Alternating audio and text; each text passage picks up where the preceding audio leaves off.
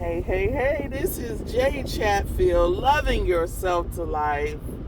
This is my relay you ship. Maybe it should be relation you ship, but it's relay you ship. I think I'm going to start my blog. It's brought to you by Grace Guidance, where we motivate you to heal, inspire you to live, encourage you to love your life on purpose. So, I know I've talked about this a couple of times, and I know I've talked about it on my podcast. So, I don't know if I've talked about it on here. I don't go back. I just go with what I'm intuitively told to say. So, I was reading a post today, and the person is anonymous. So, I hope they do find this. I was reading a post today, and this person is a mom. She has 5 children, and she's married to a guy that he's not bringing in money. She's the only one working. He has a business, I guess, but it's not doing good. I think that's what the thing is he has a business, but it's not really doing that well. And so she's the one that's bringing in the money. She's doing everything around the house. She's cooking, cleaning, taking care of the 5 children. I don't know what their ages are, but she's doing all of those things. And there's 2, and she says she has talked to him, but then he starts to yell at her. And then she matches his energy by yelling back at him, and nothing really gets done. He got mad at her recently because he didn't have any clean underwear, and she wants to separate, but he does not want to. He wants to keep the family together. And she also says that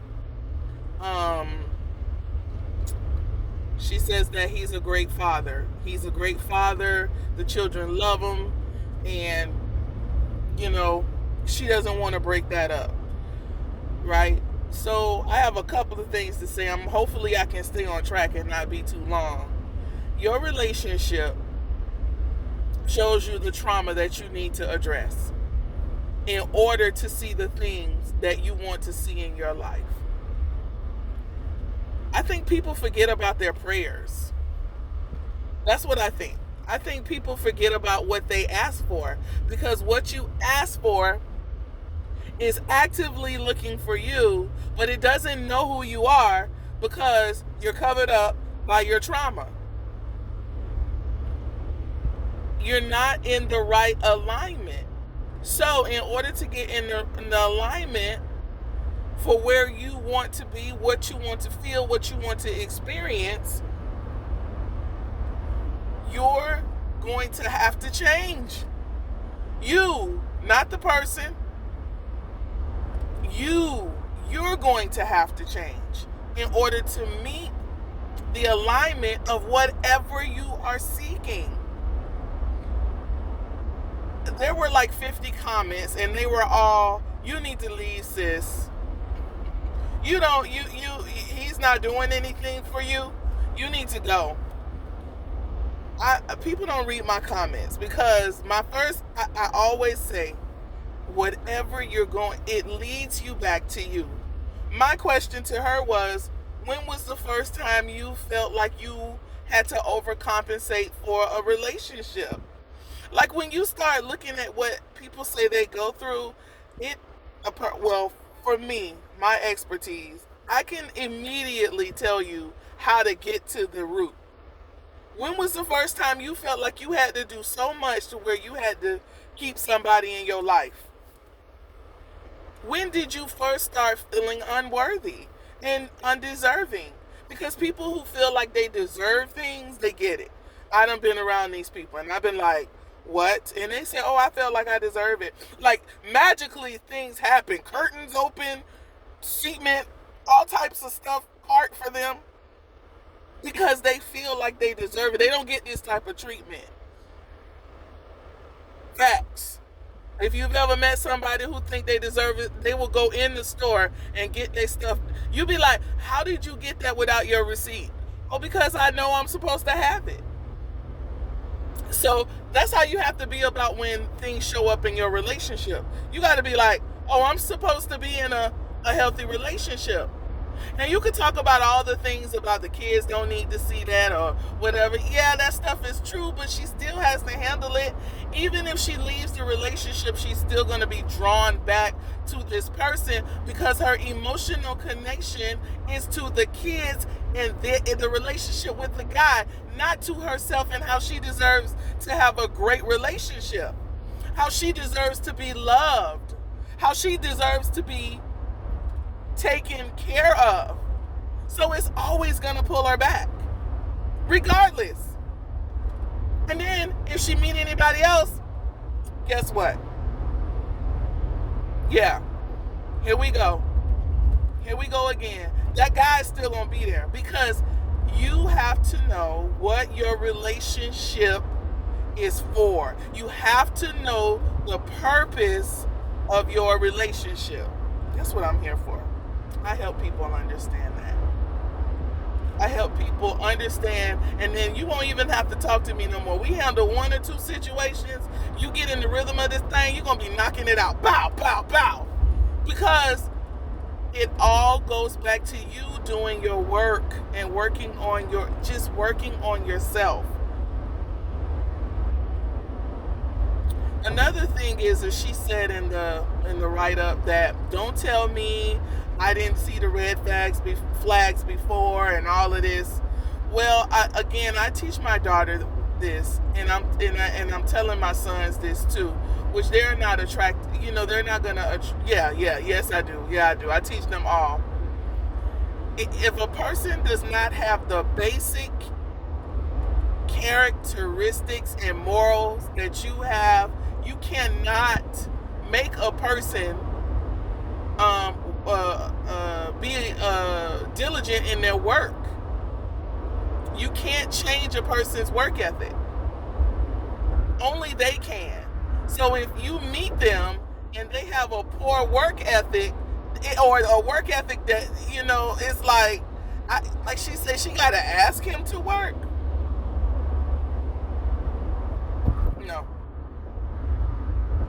No.